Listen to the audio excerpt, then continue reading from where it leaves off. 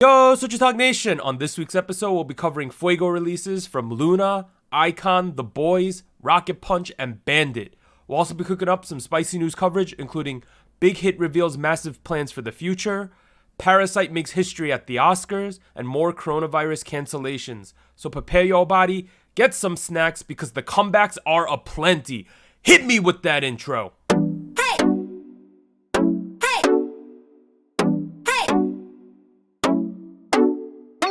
Hey, what's up everyone? This is SojuTalk, your weekly shot at K-pop. We're coming at you with a super spicy episode 73, and we're recording on Monday, February 10th, 2020. I'm Doug, and joining me today, we got Warren. Hey, what's up everybody? And Anita. Hello. And as a quick reminder, leave us emails at SojuTalkPodcast@gmail.com, subscribe to the SojuTalk YouTube channel, join the SojuTalk Discord, and be a part of the SojuTalk Nation, links down below. Alright, in terms of announcements, the first thing we need to do today is give a massive shout out to everyone who supported the podcast on Patreon and PayPal over the last week. Wow. Thank you. Oh my God. Thank you so much. The response has been way more than we thought, and it really means a lot to us, and I don't know how many times I can say thank you, but thank you. So big shout outs for our new Fiesta patrons, Gogu Mama, Jacob, Malfiar, NJ Parks, and Wolf297. And also shout out to our new Fuego patrons, Bagel Peon, Chingu Bean's Mom, Crispy Wonton, K Music Everyday, Maria S, No Bias Nuna, Swerve, Tugs, V, and Zypker. I did not mess up any of those names, so Nice. that's impressive. The last announcement is next week's podcast hopefully will be out on Wednesday. Next week's episode. No promises though, because I can announce this now. I'm going on vacation. I even delayed my trip until tomorrow so we can record today's podcast. My parents are already where the vacation is happening, and I am going to meet them tomorrow. But next week, things are going to be a little hectic on my vacation. But I am bringing my podcasting equipment, so we will record it. But at the latest, it will be out Thursday, but we are shooting for the regular Wednesday time. So that's just a PSA on that. If my computer dies on me, it'll be Thursday. But it's been doing good these days. It's been okay. It hasn't died on me recently, so Wednesday should be fine. Yeah, just a heads up though. If it's not out on Wednesday, that means it's coming the next day. So don't worry. But now let's get into our big new releases from this week. We had 4 of them plus a side piece we're gonna do at the end. But the 4 big ones we're going to be covering on February 5th, Wednesday, we had Loona's So What. On February 6th, Thursday, we had iKON with Dive. And then today, February 10th, Monday, we had the Boyz with Reveal and Rocket Punch with Bouncy. But let's start at the top with Loona's So What. So, Oh man. they are from Blackberry Creative. They debuted in 2018. Their only other 2 title tracks are Butterfly and Hi Hi, and they have 0 music show wins so far. But before I'm going to give my feelings on the song, just a heads up that Isuman, the head of SM Entertainment, was revealed to have been a part of the production team of the hashtag album. This is the first time he has ever been a producer for a non-SM artist, so that's pretty significant. Additionally, hashtag went #1 on iTunes top album charts in 56 countries, which is a new record for girl groups, and they now join Red Velvet as the only girl groups to top the iTunes albums chart in the US more than once. Wow. That's pretty quite a big feat. accomplishment. Wow. All right, now let's talk about the song. Well, first of all, let me hold up my Loona slogan real quick. Oh my God. Number 1, I really like this song now. That's a big caveat. What does that mean? Now. So it took me many listens to get to this point. At first, I think a lot of people are feeling it was very different, a little bit jarring compared to their previous releases. Definitely a little off-brand from what I expect from Loona, and I would say the sound is a lot more mainstream. That being said, though, this is a super energetic song, maybe a little chanty at times, but overall the energy and the choreography in this song are crazy. Now, the one point I want to make, though, is that Isuman's influence, I think, is really apparent in this song. We don't really know what extent he was the producer of the song, but there was an interview with one of the other producers. His name is David Anthony. He stated that Isuman changed around a lot of the parts of the title song, and specifically the bridge. So that makes a lot of sense. For me, the main thing I was feeling the first listen was this has strong FX vibes. Yeah. Huh. Okay. particularly the breakdown of Red Light. I agree.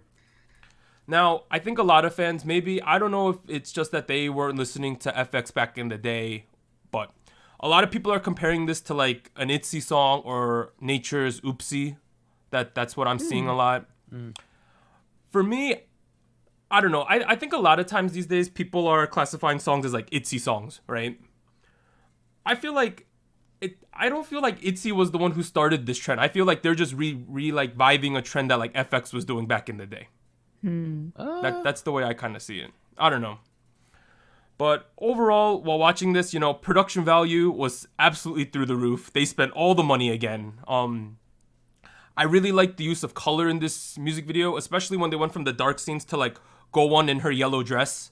I thought that was really cool. And you know, a lot of the Loona stuff, the overall messaging is great. It's like be who you want to be, like F the haters, you know, all that kind of good stuff. I really like that.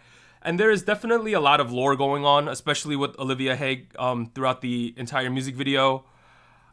I'm not someone who really gets caught up in the lore. I don't know, that might be for you, but it's not my type of thing. That being said, there was a cool shout out to Hustle at the end with the feathers and not burning in the fire. That's clearly a reference to Hustle. But in terms of the kids who stood out, I think Heejin, Kim Lip, Eve, Chu, and Olivia Haye were the strong like carries of this comeback. I know they're like 5 out of the 11 members in the music video, but it felt like they were on the screen about 80% of the time. Particularly, like, I know Heejin's the center of the group, but it's like, it's super apparent she's the center of the group. So there, you know how there's vocalists and rappers. She's involved in everything in this song, for sure. But overall, Loona is riding a wave of momentum, and we have been waiting for this a year, so is So What more mainstream? Yeah. Is it a little different than the Loona song that we know? Yeah. But is this a bad song? I don't think so. So those are my takes on So What. I'm going to let Warren go because he's been having some opinions about this song over the last couple of days. Here's the thing. This is... and you're not the only one. I've heard people say that this is off-brand for Loona. What is the Loona brand? Let's begin there. Because so far, I've had Hi, and then after that, I've had Butterfly. 2 completely very different songs in terms of concept, direction, you know, style of song, genre, whatever. And then you could also say, you know what, Warren, they had a lot of songs pre-debut, you know, leading up to it. And even then, it's difficult to find a defining Loona style for me. True. That being said, okay, I feel that there's like a vibe though, but keep going. Okay, maybe it's just me. Maybe it's just me who doesn't see this so-called Loona direction.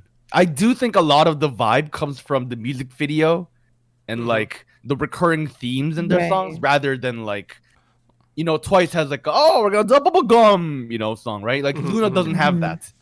So for me, Loona brand has always been, you know, stay true to who you are, you know, be confident, love yourself. And this goes in perfect, like, alignment with that. So for me, this is like, okay, this is another Loona song, but they took the fresh trend and did their fresh twist on it. So I'm like, all right, okay, cool. You know, it seems like everyone wants to do the Teen Crush thing that ITZY started, or kicked off again, if you will. And I'm like, all right, you know what? Cool, it's fine. If they do this again, I will not be happy. I will say that, because if this is a Red Velvet song, or if this is like Doug mentioned, like an FX song, I wouldn't be surprised. But this, even though the theme, I guess I'm kind of going back on what I said, but even though the theme is very Loona, the song doesn't feel very Loona. Yeah. And then even then, there's a lot going on in the song, and here's the thing. And to give a kind of a preview into later on in this episode, I had a list of things lined up to criticize about the song. And then a song came out, and that had all those criticisms, but way worse. So I will save them. I will reserve them. But I am not personally a big fan of this comeback, but but at the same time, I do realize that this has a big market appeal. I do agree with Doug. There's a big audience appeal here. You know, it's okay. I like it. It's all right. It's fine. It's a nice song. I will say that I will end it there. Thank you for coming to my TED Talk. Bro, like, okay, well, for me, like, bro, this song gets me pumped up, dude. Like, I know I'm super biased because they're like number 2 group right now for me, probably. No, they're tied for 2 with Twice. But, bro, when I listen to this song, I'm like, ooh, I'm getting hype, bro. And then, like, the one thing I want to say about the song composition is, well, not the composition, the music video, the way they did it was, I was like, all right, were we gonna get the choreo? Like, where's the choreo? And I was expecting them to not do it because you know how sometimes they've been baiting and switching lately, like a lot of groups with what they show in the teaser or not. And then they finally did it at the end, and I was like, you know, I was so hyped. I was like, oh, yo, please do that choreo. Please do it. And then when they did it, I was like, woo, bro. I think I literally fist pumped. I was like, yeah, when they started doing it. That's how hype I am about this. But Anita, give us your takes on So What. Oh, well, I feel like I kind of shared some of your perspectives, both of your perspectives with this song, in the sense that I did find it that it was not what I was expecting from Loona. Yeah. But like Warren said, Loona has been doing a lot of things in the past, so it's kind of odd to say like they have a specific sound. I guess for me, it is a sense of like a vibe, or like a concept where it seems very, very light. So like quite the opposite of what the music video was, and maybe it's because of the music video that it seems so different. But the song itself, I don't have a problem with it. But I do feel like I tend to like their more bright, more not quite bubblegum, but like very upbeat, I see what kind you're of saying. more.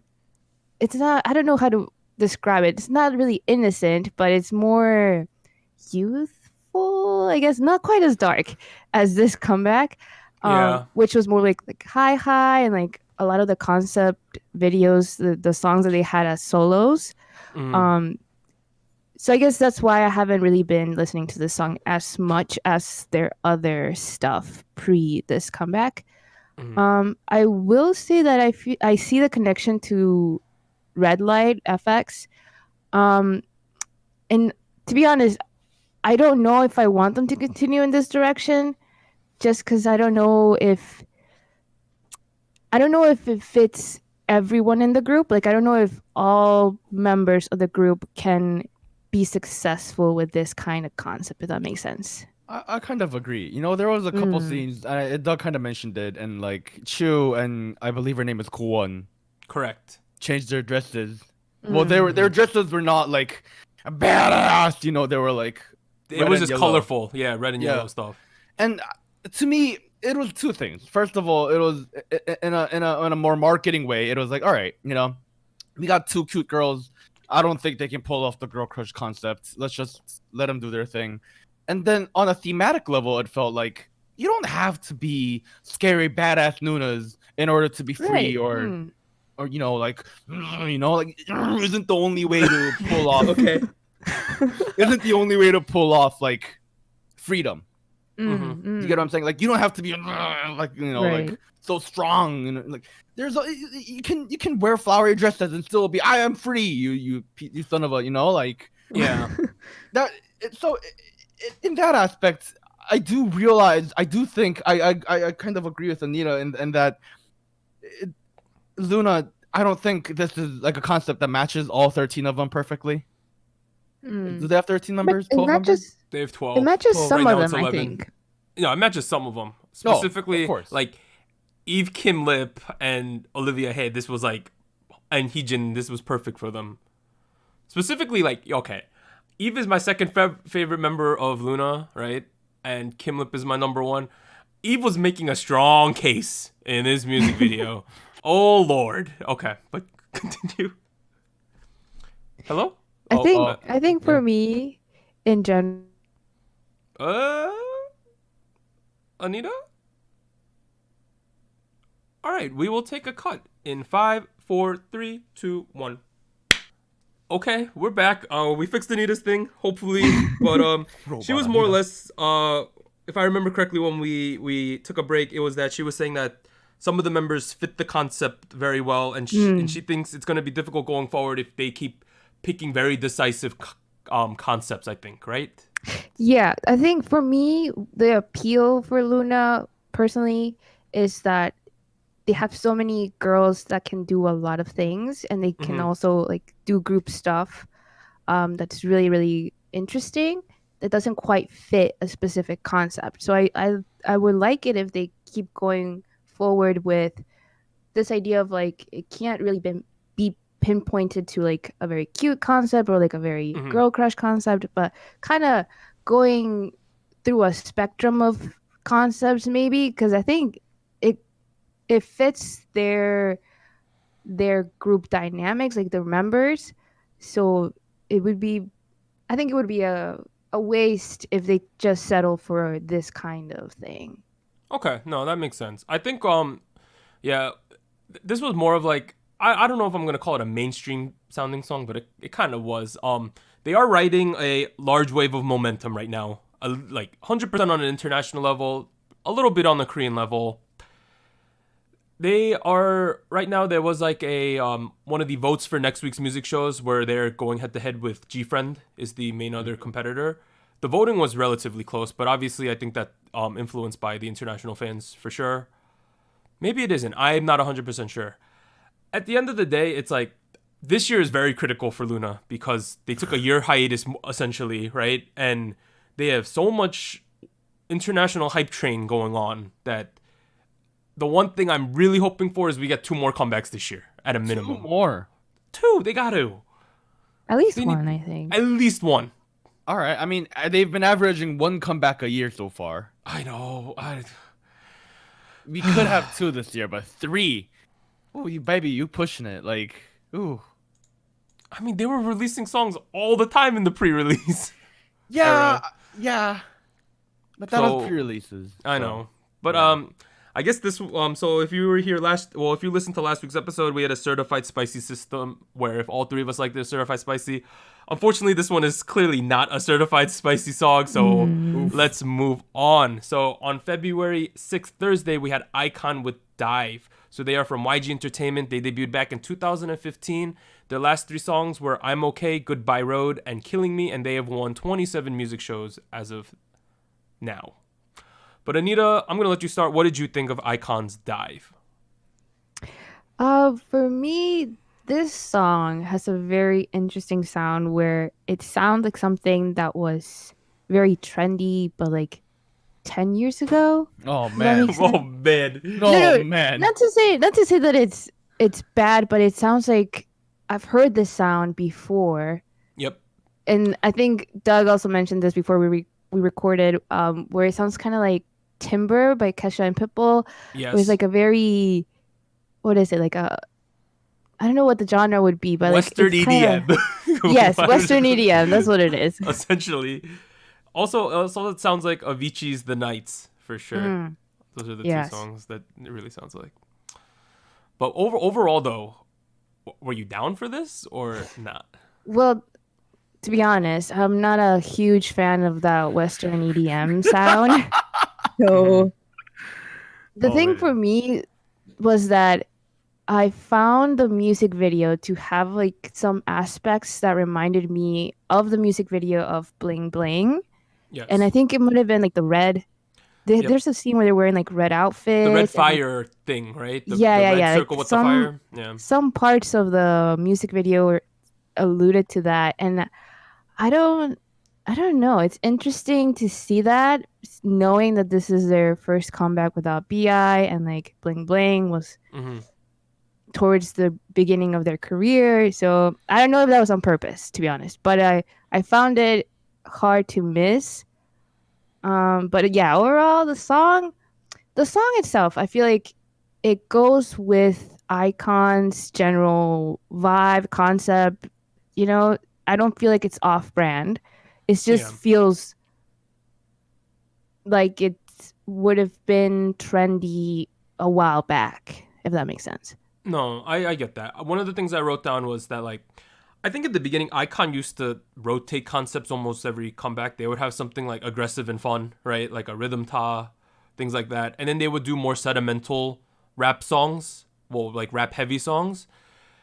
It seems that for the last like 3 comebacks with I'm Okay, Goodbye Road, and Killing Me, Warren, you're bouncing up and down, the camera's shaking. The last 3 comebacks with I'm Okay, Goodbye Road, and Killing Me, they've all been like the same note. They're not the same song. Of course, Killing Me is more fast paced, right, than the other two, especially in the chorus drop. But they're all sort of sentimental-ish, and Dive is essentially that too. For me, I did think the red suit, plus the circle stage and the fire was like the coolest part of the music video. And this is the first comeback since BI's departure. I don't want to say it, but like you sort of feel it. Like, oh man, I don't know. I don't like, for better or for worse. Like, I thought this was a fun song. I thought it was fine. I feel that Bobby has to carry an even bigger load, and he was already one of the hard carries of this group. And my overall feeling while listening to this was like, this is good, but I just felt like it was missing some MSG, some like extra spice, some like, I want some funk or some, like when you're cooking a dish and you're like, this is good, but I'm missing something.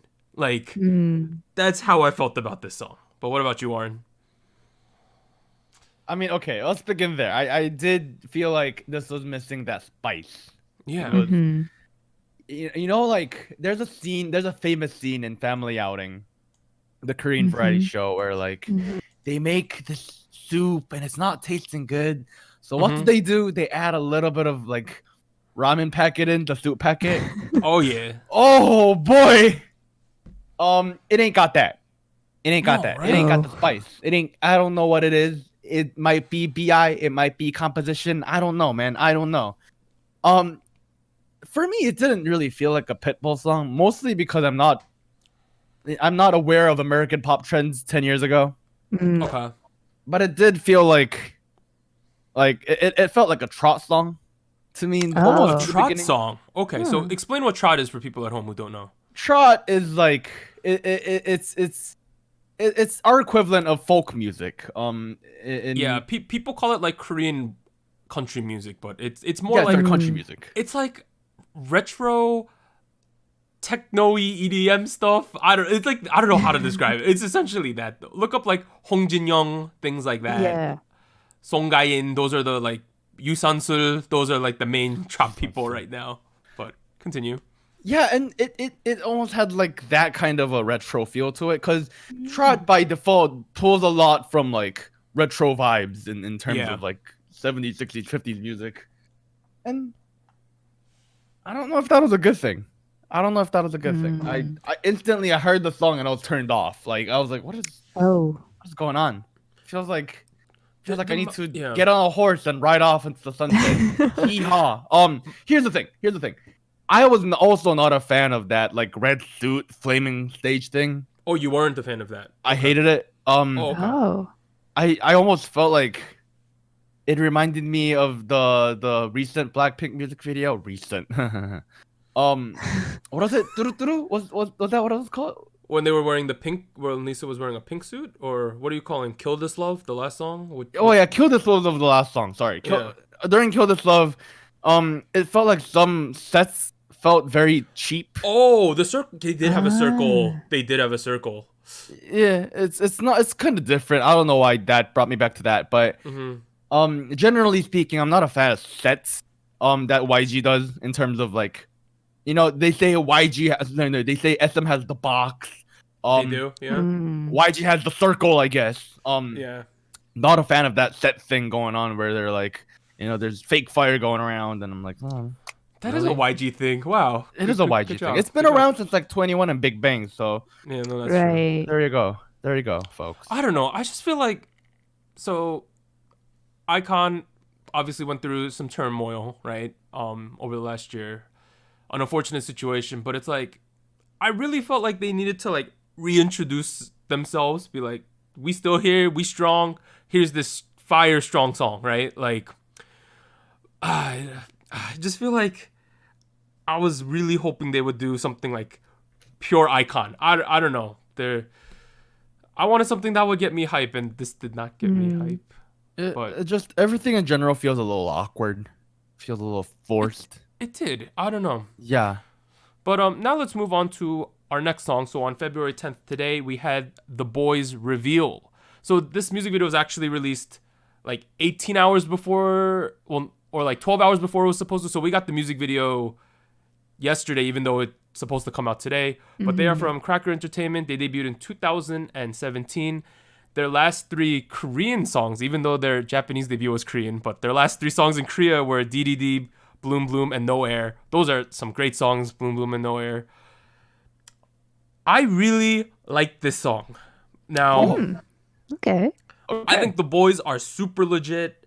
Now, this music video might be very typical, you know, those black, red, and white themed music Oh videos. my This God. is one of them, right? It is. Like, It is. It seems like girl groups are doing like something like ITZY, and guy groups are doing something like this. That seems to be, we're all like regressing to those means, right? I don't understand why. But that being said, it seems like another boy group goes dark. That was one of my first takes, because we saw it with very, very... Bloom Bloom and No Air are not like this song, right? Even DDD is not like this song. DDD was the music video that was in New York. That was that one. With the rabbit. Yeah, Yes. with the rabbit that I didn't understand then. But I really like the choreo in the chorus of this song. That was the strongest part. They had good, like, I sometimes don't like shaky cam, but it really worked with the powerful moves they were doing. It like enhanced the impact. Personally, I thought that they dipped a little after No Air. I thought Bloom Bloom was good, but I really prefer No Air. But with this comeback, my confidence in them is back up. I think they're one of the boy groups, and I think it's objective to say they're in the mid-tier right now. But I think that the boys show some of the most promise out of all those mid-tier guy groups. But again, everyone doing the same concept. But the one part when they say down, I'm not gonna imitate it. But the down for love. Down. That part. Well, I don't know. But there's a part where they're screaming down for love. I was like, woof. But those are my takes. Anita, what did you think of the Boyz Reveal? Well, before the song was released, I think I was on Genius. Yeah, I think I was on Genius, and it came up that one of the people that had worked on this song was Kenzie. So Kenzie has worked with a lot of SM artists, specifically SHINee, EXO, SNSD. So I usually, like, if Kenzie's in the song, I tend to like it because I like, I don't know. I like the feel that it usually has. So this song in particular, I thought could have had an EXO feel. Like EXO could have done this in a way. Especially since EXO has recently done like very like sexy concepts like Love Shot. Like it felt like it was in line with that, but with a different, darker twist. So I in general, I feel like the song is very good. I don't know if I like this for the boys in particular. Just because I've always been a fan of their very, very early stuff. Like their first song, which was not even like an official debut, which was I'm Your Boy. And that has more, I think that focuses more on their vocals, like harmonies, and it sounds more retro, more like 90s, 80s. So I liked that concept they had in the beginning, the very beginning, when they were starting off. So I don't know. I feel like I am getting a bit of fatigue now of like this very dark, very, I guess, cold theme the boy groups are doing. Sterile is the Welcome word. to the club. Yeah. So I don't know. I think the song is great. They can do this. I don't know if it's the best thing, honestly. For them, right? Because they had a distinct sound, I think. Yeah. Boy, like their official debut, Boy, was really, really nice. I thought the choreo was great. Yes. The Boyz debuted with Boy. Correct. Yes. It wasn't the Boyz debuted with the Boys. It was the Boys debuted with Boy. Yes, Boy. Yes. It's okay, Warren. Don't worry about it. They have weird titles. DDD's a weird title too, but it's their title, so just deal with it. Okay. I don't know, Anita. Do you agree that you prefer like the regular Boyz sound? I would say so. I feel like they kind of been going through. I don't know. I feel like they edge towards like more like not necessarily cutesy, but more like youthful sound, and then they go back down to like No Air, where it's kind of more intense, a little bit more. I don't know, more mature sound, but my personal preference for them has always been what they were doing in the very beginning of their career, where the focus was more on like vocals and the choreo was still pretty intense, but very unconventional, I would say. Like the formations and stuff that they did was really, really interesting. So I don't know. I feel like there's always going to be like a very, very strong group like choreo, and they do well, but I don't know if this is the kind of thing they should stick with. Yeah, I think one of the best things about the Boyz is they have very concert-friendly songs. Like, their strongest part of all Boyz songs is their chorus drops. Almost all of them have a very strong chorus. But, I don't know. Warren, what'd you think of this song? This was my favorite The Boyz song. Yes! Okay, continue. I don't know. It's difficult to put my hand on why. I felt... that being said, I don't remember The Boy. I remember the buddy party that happened last year. Was it called DDD? Yeah, DDD. I faintly remember Bloom Bloom. This to me feels like a nice little flower in a pit of mud. In terms of look, everybody's doing dark concepts. I get it, you know. Yeah. You know, everybody's pulled out their fancy, glamorous suits. You know, they turned most of the lights off except like two of them. They're like standing around looking all sexy. You know, like, oh yeah, you know, like yeah. And like, this comes at a time where like I'm kind of sick of that. I'm kind of done with it. I've had that for a full year, guys. Every guy group I know in existence has done it to a degree, except like Big Bang, who hasn't had a comeback. So, in that aspect, I was ready to hate it. But then they came at me with like this like nice little like funky progressive house track. Yeah. It was like I don't know, it's very nice melodies, interesting melodies. Like it had like lots of like R&B influences going on. And you know me, I'm the hip hop R&B guy, so I gotta dig that. And to a degree, they were straying away a little. They were playing along with the trend. They were playing along with the trend, but at the same time, there was a bit of a twist in terms of like musical stylistic choices that kind of made me remember this a little more. That being said, I don't remember what the music video was at all. That's true. It was just people in darkness wearing suits, looking at each other, looking at the camera. But at the same time, the song itself was, because like I mentioned, every now and then, one of the leading genres that's leading this dark boy theme concept is deep house, and this is progressive house, which to give you a comparison, they're like cousins in genres. You know, like deep house has like a certain vibe to it, and progressive house takes that and adds a bunch of more other like different genres to it, to the point where we go, okay, this is a little different. It feels a little bit like future bass, feels a little bit like tropical, but not quite. So you know, in that aspect, it was like a nice break. That being said, I'm not a fan of the music video, just people in suits. Yeah, Right. it's not super memorable. I just remember the dancing in the chorus, not what the music video was doing. I do like the choreo though. I do agree with you. It's very good. It's so strong. The whole like this area. Yeah, the arm stuff. The arm thing. The arm stuff. Whatever they were doing was so cool. I don't know. Yeah. There you go. Okay. No. Okay. Well, I like this song. I'm willing to call this song certified spicy. Yeah, the song is good. What about you, Warren? I mean, it's good, but is this like the best I've heard? Yeah. Okay. Or I mean, Anita, do you think this is a certified spicy song?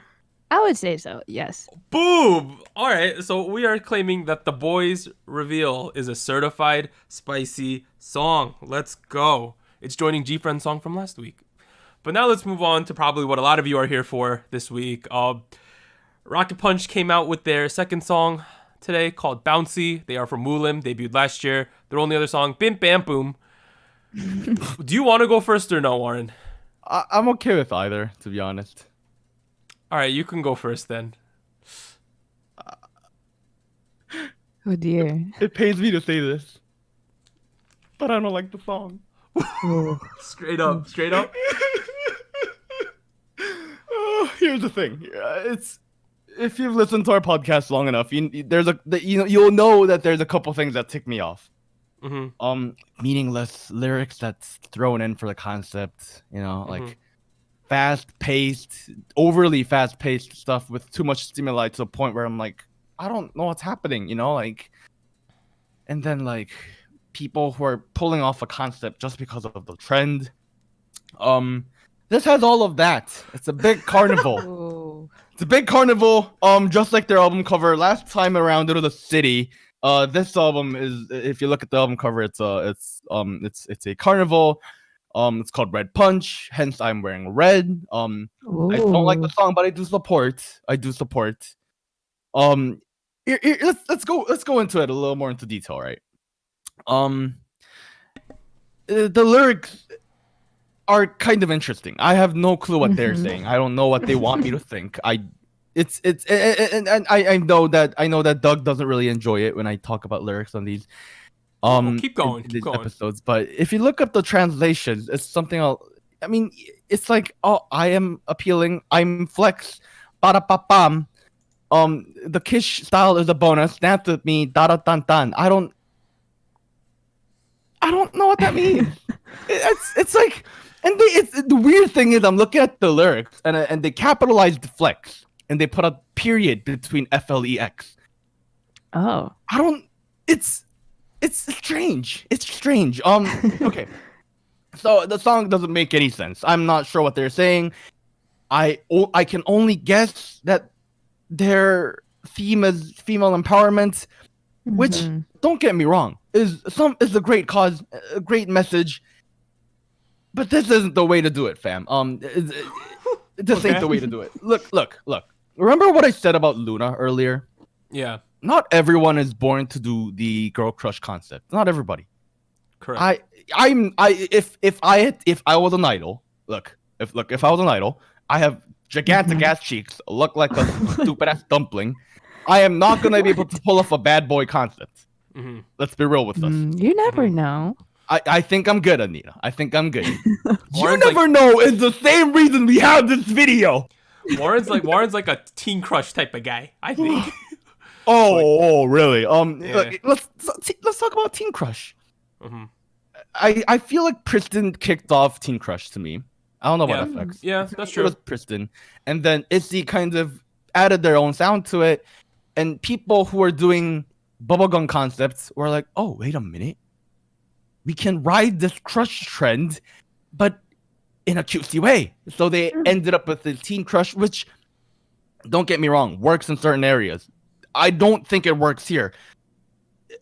Sohee, my girl, you rap in unrecognizable speech patterns is not badass. I'm sorry. Can I say something? You can say whatever you want. I don't know if that was the worst part of the song. Like, I physically cringed when she said it was worldwide, right? I think that was, she screamed worldwide, and then she said something, and I was like, excuse me. Bro, okay, can we also talk about the part in the chorus, the second part of the chorus when they're screaming, "I want to hit the world with Rocket Punch"? that was incredibly cringy. Like, I don't know, man. It was like, so in the order it comes, first we get that line. I was like, "I want to hit the world with Rocket Punch," and I was like, oh, okay, we doing this. This was right after Sooyeon's pre-chorus and the chorus itself, which I think are the two best parts of the song, right? I was like, all right, they're gonna save the song. We're good. And then we got the chanty part, and then we got the rap section, and I was like, all right, GG. that was, whew. You know, why is this song so shouty? It is, right? Know. It is. It's shouty. It's very chanty and shouty. There's so much chanting. Like, girls. Yeah. Why are you? What made you so angry? It's not even. It's that like thing where it's not even just chanty. Like we complained about Everglow. Well, it's sort of like what the Everglow song last week, where there's a chanty part 2. It's like they put this frequency of sound in the chant where you can't. It's like it doesn't matter who's singing it. Do you know what I mean? It like. When I hear those chanty parts in the song, I don't attribute that line to someone. I'm like, all right, well, someone did it and they processed this to sound like this. You're very disappointed in this, right? I mean, you know, I still listen to it all day. Bro, I found it I listened to the songs a minimum of like 3 to 5 times before we talk about them on the podcast. Yeah. This one was a struggle, fam. It was honestly. I thought Suyeon did really well. Like, she's very talented. I think the other person who shines particularly is Yeonhee. Of course, everyone talks about her. I think in terms of the members themselves, I'm not disappointed at all. In fact, No. I feel like their vocal qualities have even gotten better with this. It's gotten way better. Way better. Juri's dancing got way better. Juri, they do not need to hide her anymore in the background. This is great. She's great. That being said, I wish Juri had a little more parts. I can see that. There was not that many parts. But that's okay. I'm sure Woolim is a mastermind. I'm sure they will come back next time around from this thing with a much better comeback. I do not lose hope. I mean, yes. If we just wait a year, we got Chaewon. Sorry. I swear you win one. Okay, but before we talk about this more, Anita, were you kind of meh about this song too? I think I'm on the opposite side of you guys. I think strangely.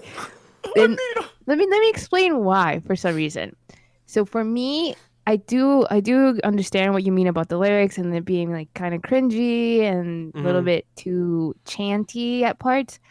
But for me, I feel like it kind of worked in an odd way where it seemed like just very, very, how should I say it? Like very upbeat. Like I saw, what is it? Like the showcase live stage they had.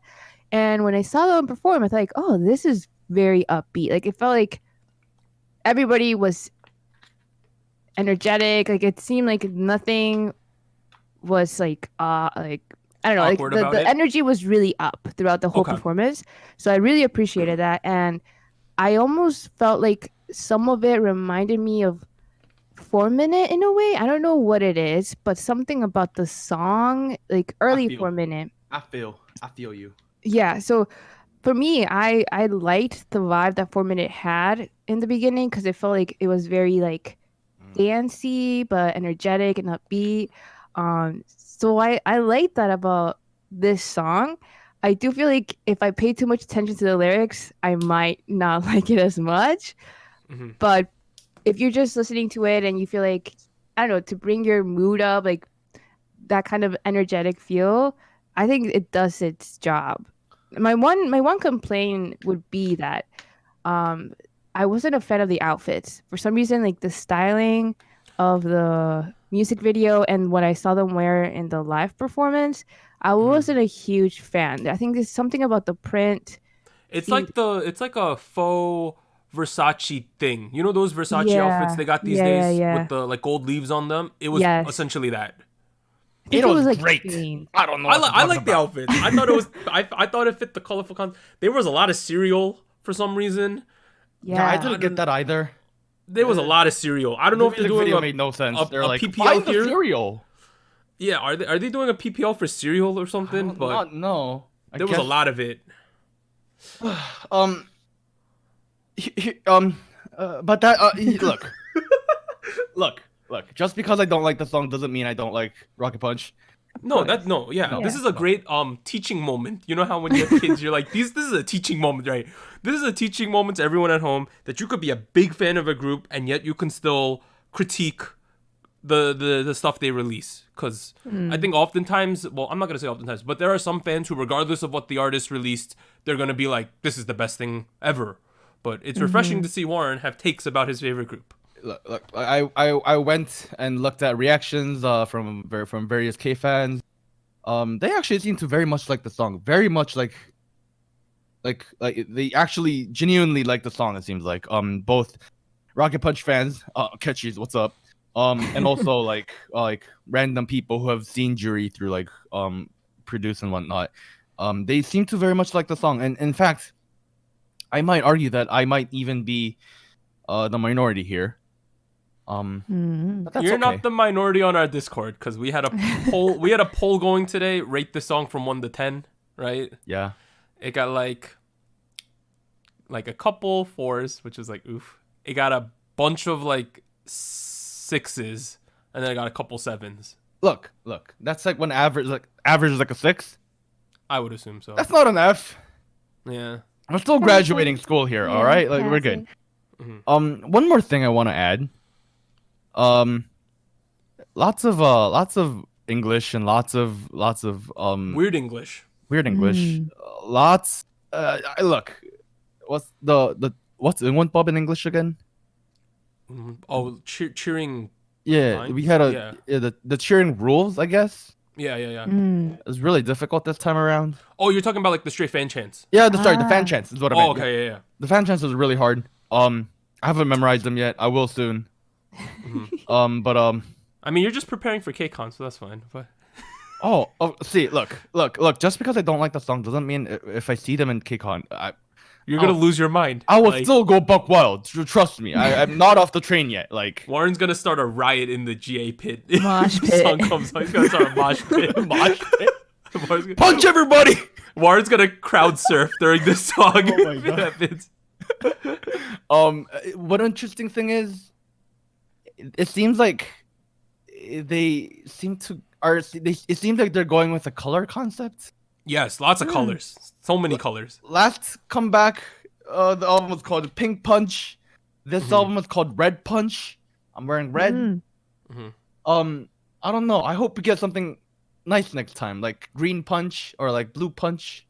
If we get Green Punch, that's the K1 introduction. I swear, you win one. I swear, bro. Don't worry. If Fiesta, I might take a big L next week with Fiesta. Who knows? No, Fiesta's gonna be Bob, dude. Yeah, you're saying that we're just. There's like a half leaked version that's filmed like outside of a concert. It sounds like it's filmed outside of a concert, but they patched in the like album preview. I think it's gonna be pretty lit. But I hope it's a complete facade. I hope it's a horrible song though. Oh. Okay, well that's kind of mean. But I'm sorry, Warren, but this one was not certified spicy based on our discussion. It's okay. It'll stay certified Warren in my heart. Okay. Now the other song, I don't know. I wouldn't call this a full side piece. It's more of a side piece song because of the song itself. So this is BVNDIT's Cool. Let me explain. So they're from MNH. They debuted last year. Their 3 songs, Dumb, Dramatic, Hocus Pocus. They're the Moombathon queens for sure. This song was MNH's first track of the New Wave project, which is sort of like SM Station, I believe.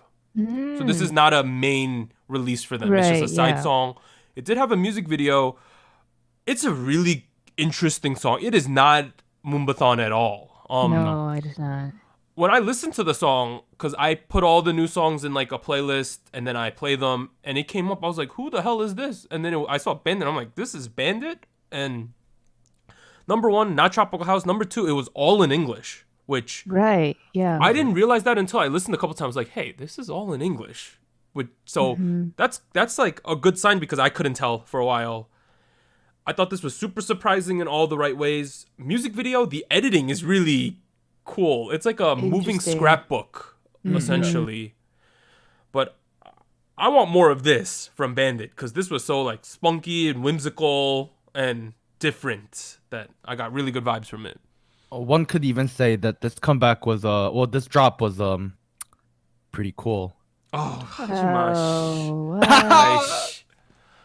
Anita, what'd you think? We're not gonna have like a full discussion, but what'd you think of the song? I liked it. I think I did notice that it was in English right away, but I felt like it felt natural. Like it didn't feel Yes. disjointed. Like it all made sense, perfect grammar, everything was fine. So I like that they did this in this sense. Um, I I want to say I liked Hocus Pocus if I'm remembering correct. Yep. But I'm not sure this is my favorite from them. I just like that they're trying this new thing. For sure. It had like it sounded like a musical during the build up a little bit. I don't know. Da da da da da da da da da da. That part, you know, the building. Sorry, I don't know the word specifically, but Warren, did you like this? I liked it. I actually thought it was pretty dope. Trying not to say the word here. You were surprised when I showed you this, when I made you listen to this. Yeah, cause my impression of BVNDIT ain't the best. No. But you know, it's a nice hip hop, you know, kind of dance pop track. It's like, I really dig the melody. It's really catchy. The way they say pretty cool, pretty cool. You know that thing? Are we allowed to make a certified spicy judgment on side tracks? Okay, this isn't that good. Sorry, it was all right. It was nice. Just saying.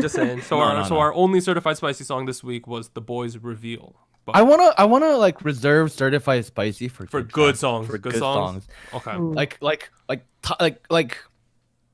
like super awesome songs. This is like cool. All right. I'm just gonna move on now. So we're done reviewing the songs. Finally, Anita, hit us with them show winners. All right. So for the show on Tuesday, there was no charter winner, Of but course. they did announce that there's going to be new MCs and they will be back next week.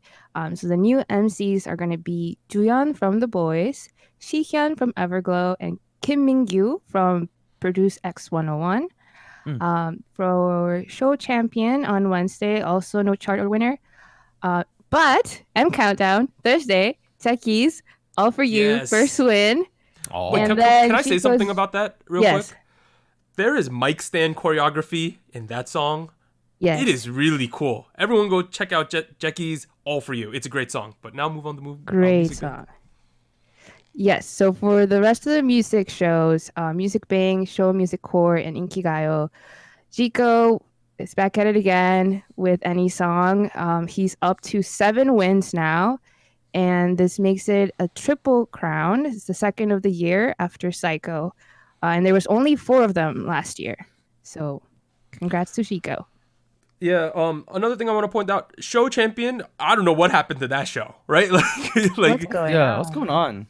the show and show champion, they kind of like closed up shop at the end of last year, and like it was like, I think with the show we kind of knew that the MCs were going to change, so that kind of explains the disappearance. But show champion, I don't know what's going on with that show. It has not had a broadcast this entire year so far, and we're like 1/6 of the year, like approaching 1/6 of the year over, so who knows. Additionally, because of the Wuhan coronavirus, I don't think any shows have studio audiences right now. And I saw people saying, like, why aren't there fan chants? That's the reason. There's no audience. So it's essentially the production crew and the artists, and must be a little bit awkward, but that's what they're doing for the sake of precaution. But that wraps up the show winners. Also, like, there's already 2 Triple Crowns on Inkigayo, and there was only 4 last year. And we're getting BTS soon, so that's probably going to be 3. So For sure. we might get a lot of Triple Crowns this year. But now let's move on to Hot Takes with Harold. So Cousin Harold's back this week. He's going to come on, give it the weekly hot take, and then we are going to discuss and react to the hot take. But please keep in mind that the hot take does not reflect the views and opinions of the crew. Our views and opinions will be given once we listen to the hot take. But I will go get Cousin Harold. It's been a long day, Anita. Yeah, Rocket Punch is a... Dang. Yeah, That bad. it was okay, though. How you doing, Harold? Hello. Well, I'm here. I'm back. But the weekly hot take is you have to spend money on your favorite groups to be a good K-pop fan. Boom. All right. Bye. Bye-bye. Bye-bye. Okay. So you have to spend money to be a good K-pop fan, is what Harold said. That's a spicy take. That's a spicy take. That's a take where like I feel like I fans and like K fans very split. Yes. Yes. Yeah. Yeah, for sure. So explain why there's a split there. Here's the thing, right? Like, I feel like K fans recognize that the K-pop industry is capitalism at its best. It's a business. At the end of the day, they're doing this to make money. And you know, it becomes a flex on how much time or money you are willing to spend for your favorite group. That's what I've noticed, especially in bigger fandoms, like for example, like Twice. You know, people flex. Oh, look at me! I've bought 200 albums. How much have you bought? Oh huh? my god! How much have you bought? You've only bought 5 albums. What are you, a plebe? They don't speak like that. They don't have Irish accents, but you were going for Irish there. I don't know. Okay, keep going. I don't know. Some random accent. I apologize to our SojuTalk Nation members in Ireland. I'm sorry, all of you people in Europe and Ireland. But here's the thing. Let's talk about. I mean, look, my perspective, K-pop, K-fans' perspective aside. I'm gonna play the devil's advocate a little bit here. I do think spending money is a sign of a, maybe not the sign, but like it's a step closer to being a better fan. Like you're spending money is you are literally that is the biggest, easiest way to contribute to a person's success in terms of financials, because what runs this industry? Financials. Yeah, that's fair. Yeah, it's sad. I don't like it. I'm sure there's a lot of people who don't like it, but that's kind of how life goes. That being said, if you're dirt poor, if you're broke, you shouldn't be buying albums. I don't even think dirt poor. It's like if you just don't got the money to spend on this. Yeah, look, albums are expensive. We live in America, or you know, I'm sure there's people in Ireland. That's a good segue. Country. Right. Yeah. Can I give the perspective of a Western fan? Yeah, go ahead. All right. As many of you know, I have an extensive album collection, right? You do. That is because I'm in the privileged position where I could blow my money on these types of albums, right? I can see for a Korean fan where you can make the argument that you need to spend money to be a good K-pop fan, because spending money there, number one, you spend way less money. Way less. Where, for example, when I went to Korea for my vacation, I was in the touristy areas. So probably the places where the albums are the most expensive, potentially, right? In the touristy areas, albums are still like 13, 14, 15 bucks, right? But as a iFan, like, it is still 13, 14, 15 on the website. But then it's like, all right, well, shipping's going to be 20 bucks. Yeah. Deal with it, right? Like, the shipping is the evil thing. Now, my personal take is that I don't think you need to spend money to be a good fan. I think what's more important is you spread your fondness of a group to other people. I think that's way more important, because when you spread out, like, I like this group, y'all should like this group, and if a couple people start liking that group, maybe they're the ones who are going to spend money. Now, I think that's the position I take on this. The counter argument here again, playing the devil's advocate. If everyone spreads the love, if everyone shares the love of BTS or whatever group that they love, and doesn't buy a single album, BTS ain't gonna have a single album sale. Well, my point is that, like, if you had enough people, some, like, a decent amount in that group could spend the money. Right. Theoretically, yeah, of course. Realistically speaking, there will always be a good amount of people, a good ratio of people who will purchase the albums, and that will probably lead to financial success. Yeah, I would be way more willing to agree with this take if albums were equally as expensive in the United States or wherever you are internationally, because the logistics of this is, like, it's ridiculous, like, to spend double the amount, and you know that the Koreans are spending half the amount that you are. Like, it's crazy. I know that these days certain companies, particularly Big Hit and I want to say SM, are doing a better job at making album buying more accessible. Additionally, more and more companies are having distribution agreements, so you could buy, like, Blackpink albums. You could buy a Blackpink shirt at Hot Topic these days, right? That being said, I get that K-pop is a business, but I think there are many things that contribute to the financial gain of K-pop other than just straight spending money, like YouTube. I know YouTube views streaming is like negligible, but I think those type of things contribute to the group spreading their fandom bigger, which means more people will spend money. But Anita, what are your opinions on this? I think for me, when I'm looking at the wording of the take, because it says like a good K-pop fan, and to me that kind of insinuates like someone that supports, right? Like actively is supporting the group, or doing a good job of supporting the group. And I feel like as far as giving support or showing support to an artist, there's like a lot of different ways you could do that. Yep. And like Warren said, the most direct way where like the artist will see this support directly is money, right? It's spending and buying, going to concerts, fan meetings, that kind of stuff. But it doesn't mean that you're not supporting the artist that you like if you decide to go a different route that is not For sure. Spending money or investing money on them. So I do feel like there is a pressure in fandom at times to like buy albums, go to concerts, stream, like that sort of stuff. But I don't feel like it makes you a bad fan if you are not using that specific route of support towards the artist where you spend money.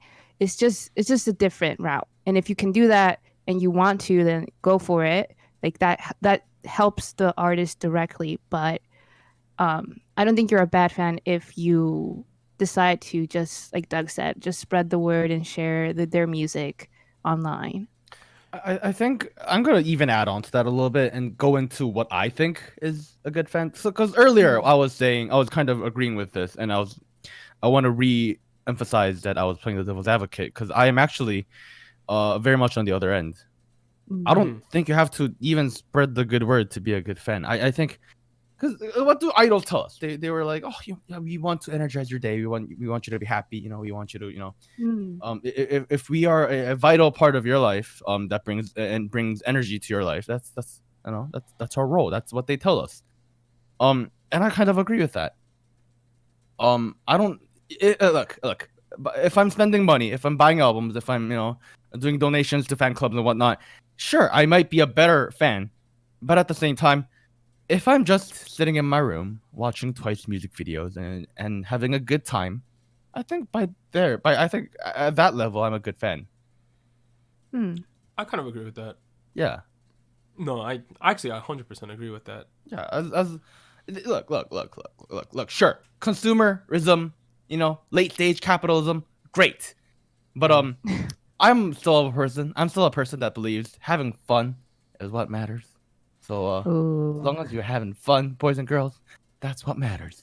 Yeah, no, it's especially because you might not be an album collector, right? Like, why would you buy something that you don't actually want? Yeah, right. Yeah, exactly. Like, there's a gigantic BTS fan in our Discord server. Shout out to No Bias Loona, right? What's up?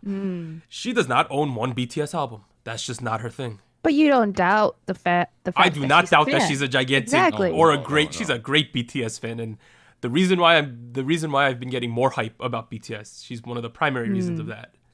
But yeah, honestly, I've been deep diving BTS lately. It's interesting. Let's just say that. All of a sudden, okay. Because I will talk about BTS at the end of the show too. But I honestly think it's like, don't feel pressure to spend money. Like, of course, you should. It'd be really dumb if I felt like, all right, I'm either gonna eat lunch today or I'm gonna not eat lunch for 3 days so I can buy this album, right? Don't do that, please. Eat your goddamn lunch. God damn it. GDI, eat your food. Like, if you're in the privileged position and you like albums and you can spend the money, then do it, because that's what you want to do, right? But I don't think, like, at least on an international level, there is, like, I think zero connection with money and, like, being a good fan. I think that's, like, the cherry on top, doing some extra credit. You know what I mean? Yeah. I think that's, like, a totally different thing than just being a good K-pop fan. I personally think to be a good K-pop fan, I don't think it's even group specific. I just personally don't like to bash other groups. I refuse to bash other groups. Yes. Because I think K-pop should be spreading positivity and finding enjoyment in Korean culture and Korean music specifically. I personally, my, like, criteria for what is a good K-pop fan, Someone who likes K-pop doesn't spread hate. That's literally my definition of what a good K-pop fan is. Oh wow. Look at us. Such nice people today. What happened to all the spice? The spice happened when you were reviewing Rocket Punch. Oh my god, let's move on. Okay. No, yeah, but at the end of the day, it's like whether you want to spend money or not, you have to individually evaluate your own situation. Now, is there more pressure in Korea than there is internationally? Yeah, but is there more buying opportunity? Of course. So I think with all of our hot takes, there's a lot to discuss here, and it really comes down to like what you personally feel. What you personally feel. What you personally feel.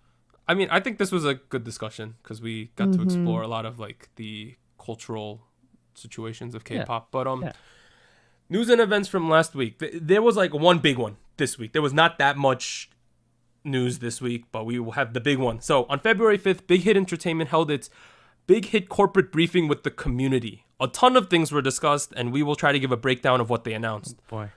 Number one, money.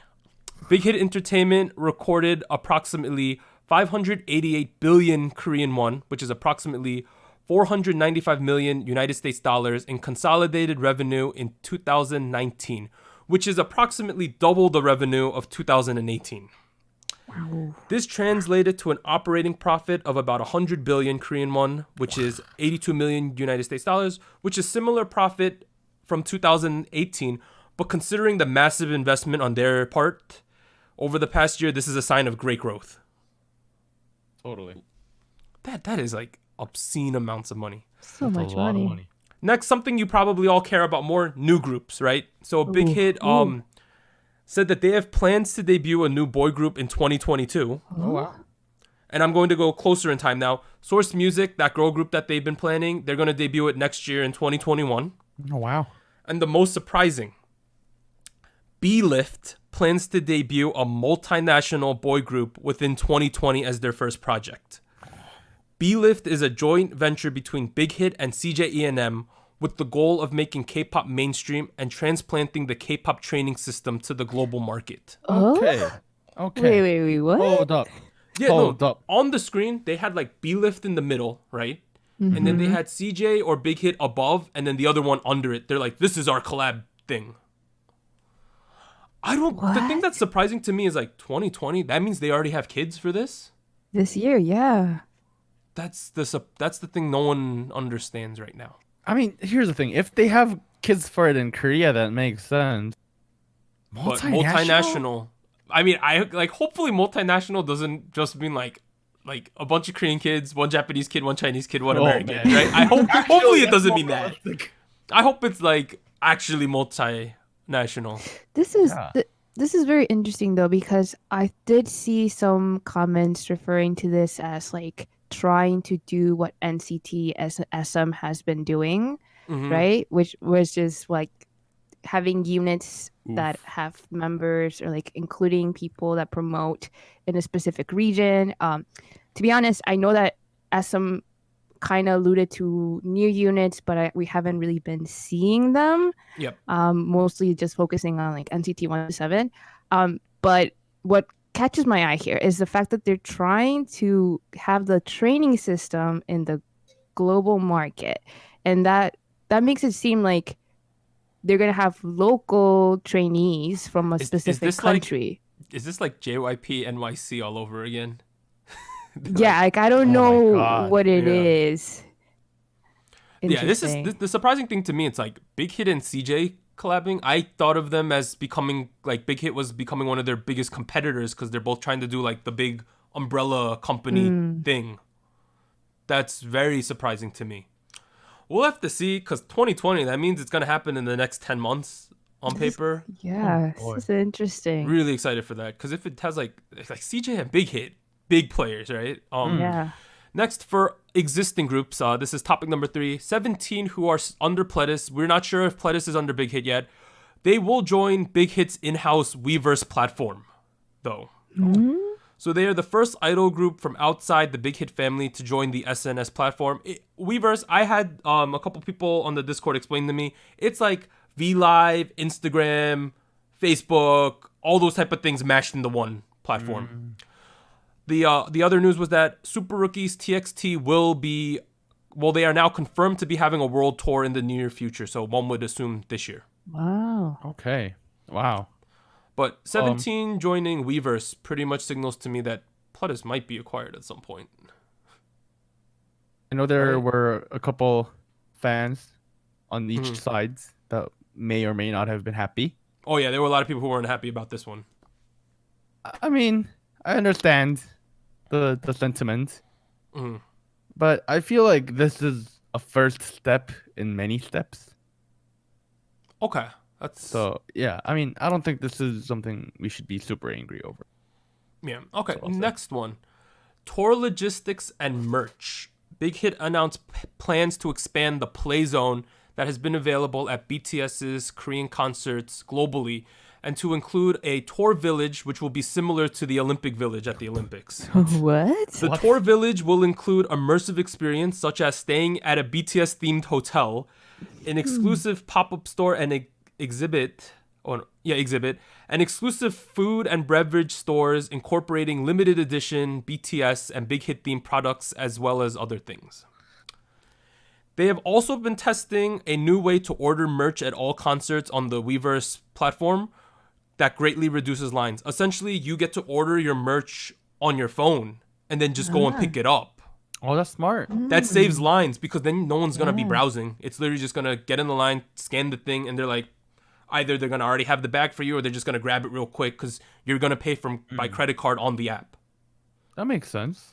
And there is a comparison picture from the concerts where they are doing this and the concerts that they haven't. The lines look significantly reduced for getting merch. It's like, that feels much more new age to me. Makes Oh yeah, sense. it's 21st century here. I know, like so I'm going to Disney, right? That's where I'm going.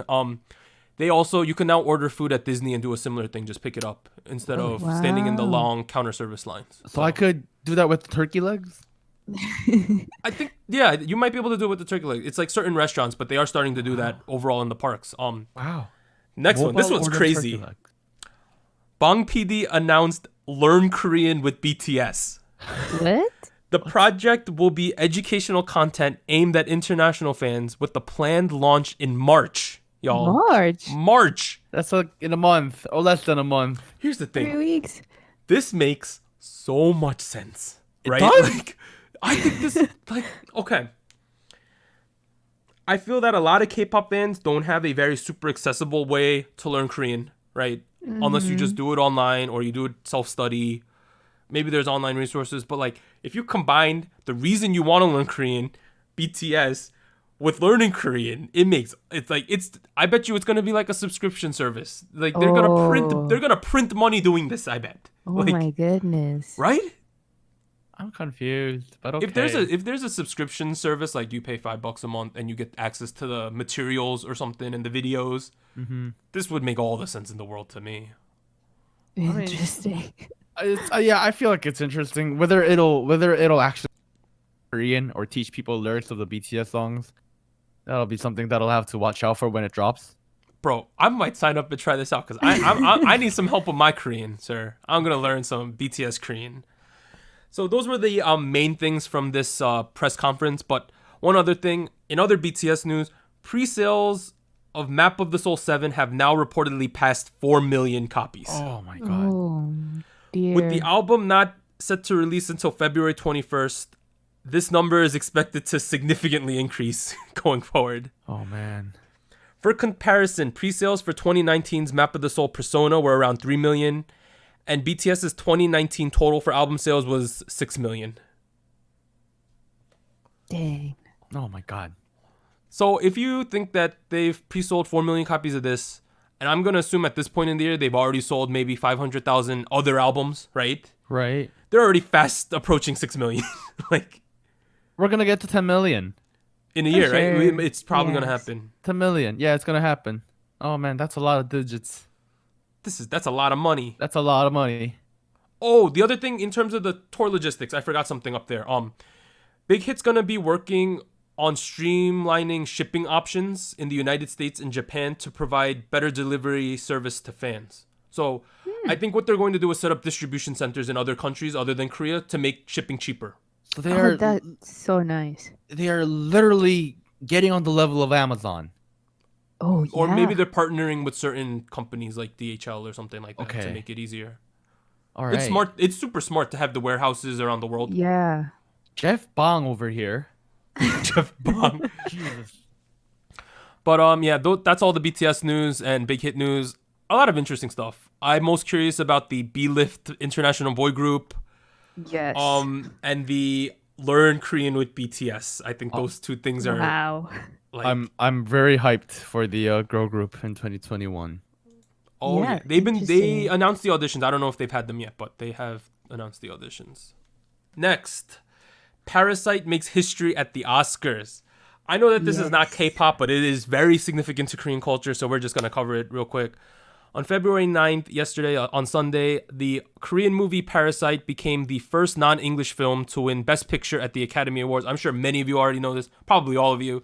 This capped the fantastic night, which saw director Bong Joon-ho capture the Oscar for Best Director, and the film also receiving the awards for Best International Feature Film and Original Screenplay. Congratulations to the cast and crew of Parasite. Yes. Wow. Congratulations. R.I.P. to Bong Joon-ho's liver.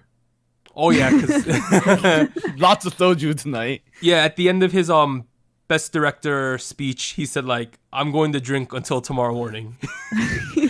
That was after the second award, was it? So how many nights is that? But wow, it's I crazy. want to talk about the cultural implications of this, right? Because Yeah. on a film level, it's really cool now that non-English films can straight up win Best Picture. I think that is Yes, of course. because there are so many great films not made in the United States, right? Mm-hmm. I know The Artist won Best Picture I don't know how many years ago, but that was a film made in France, but it was a silent film, but the speaking parts were in English. So that's why this is different.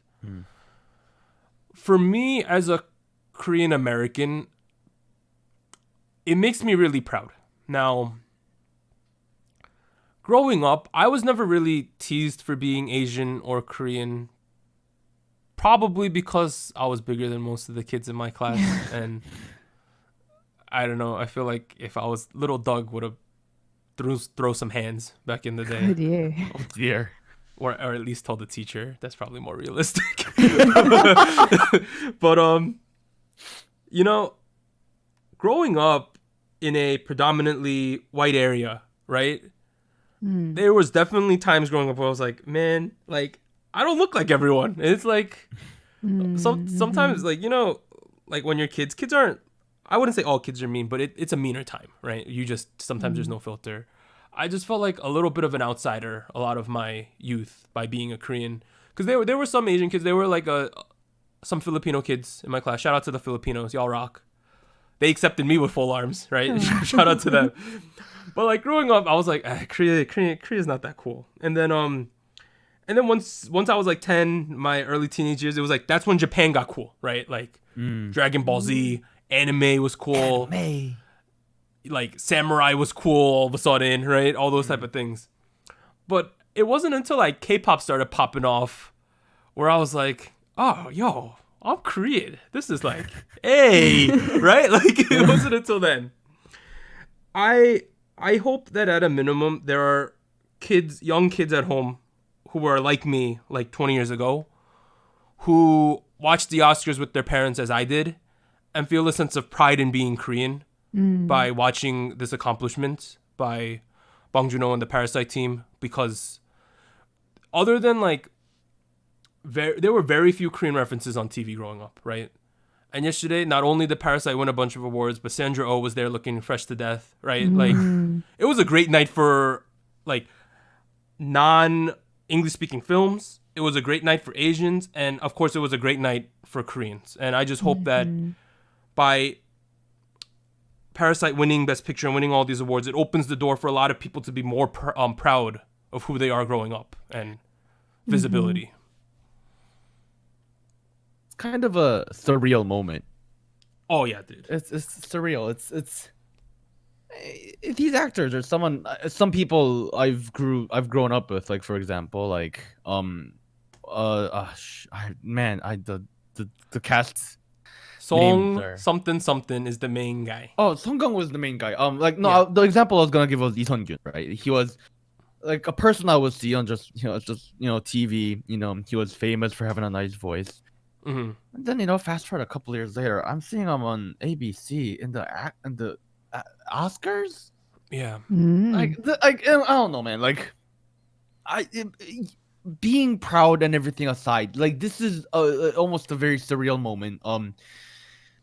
Because I feel like Korean film industry is something that's very often overlooked at. Yeah. And it's and I do believe that there's a lot of craftsmanship and lots of artistry that goes on in this small industry.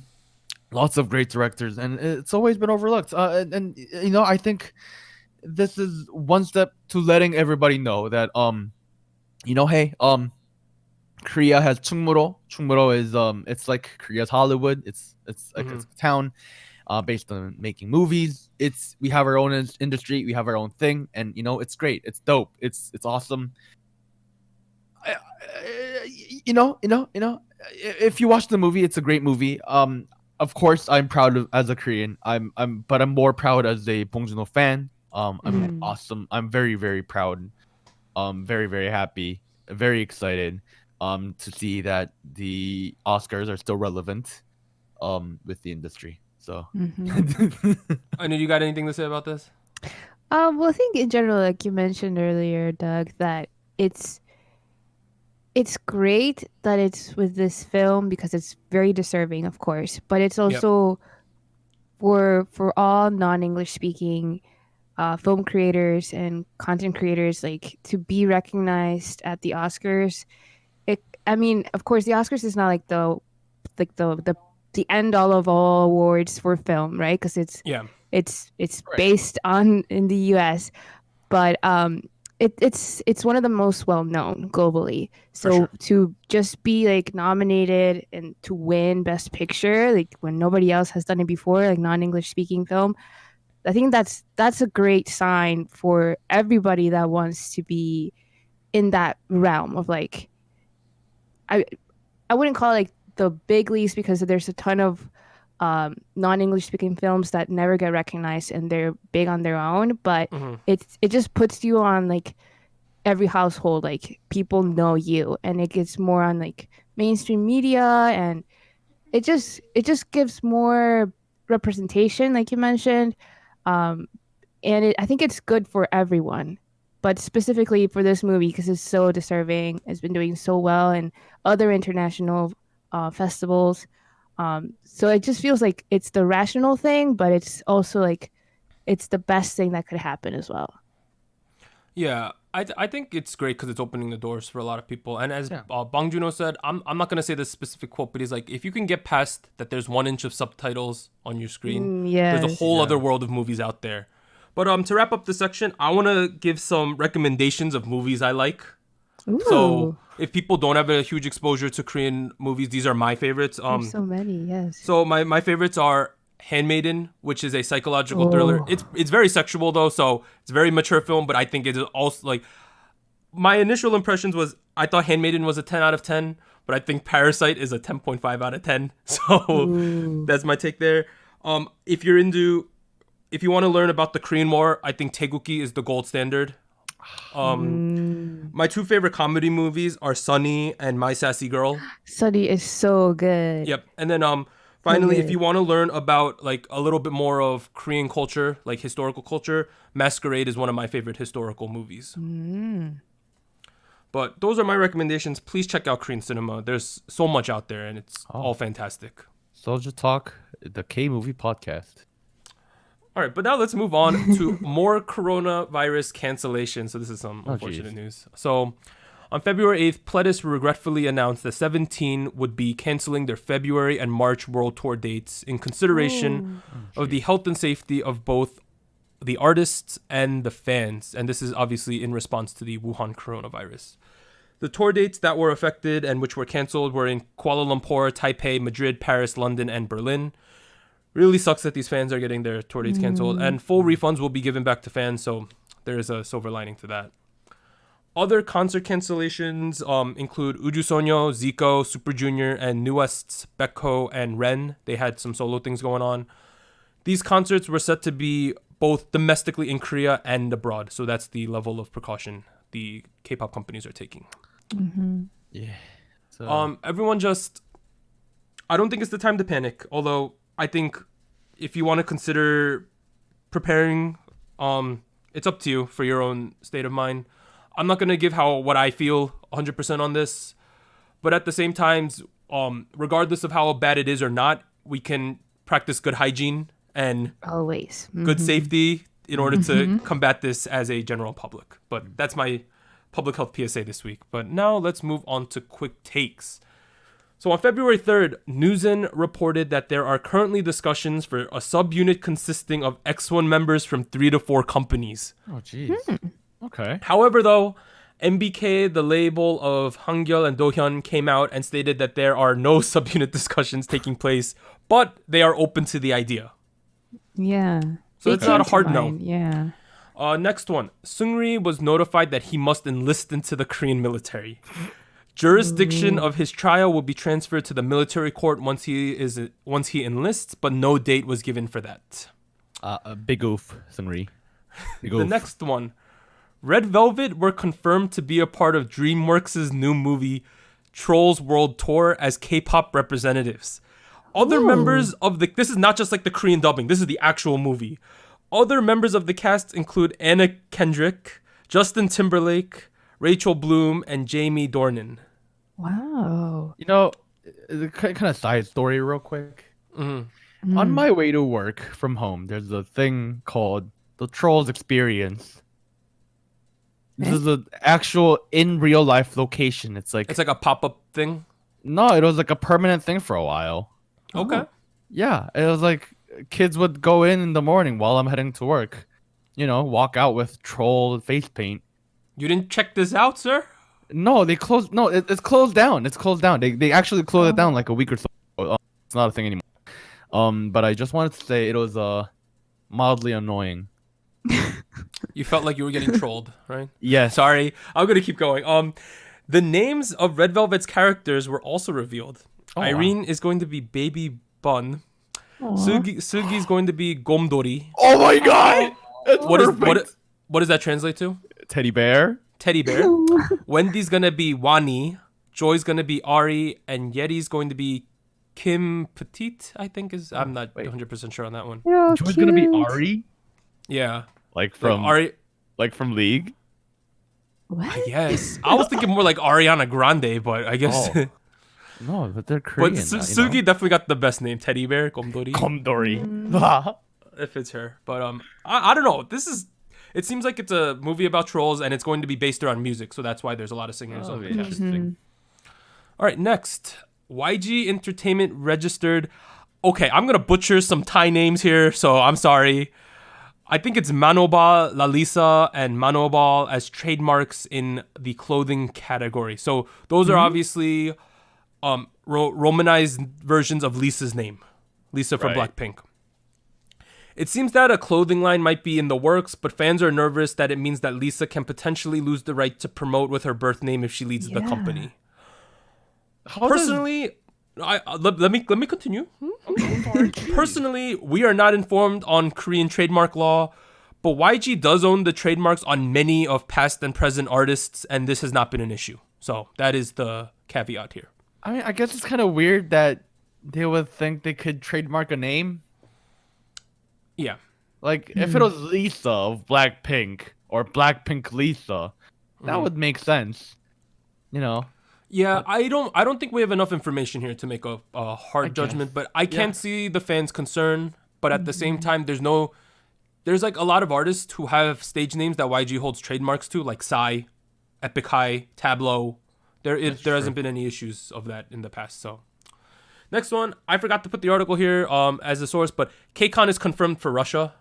Yay. At some point this year. So I know like the Central European fans are like rip, right? Like but I mean technically there's a KCON in Europe, but I'm assuming it's gonna be pretty far because I would guess it's in Moscow. So lastly, PD On and Pedion and CP. Oh yeah, chief producer Kim. We're back in court this week.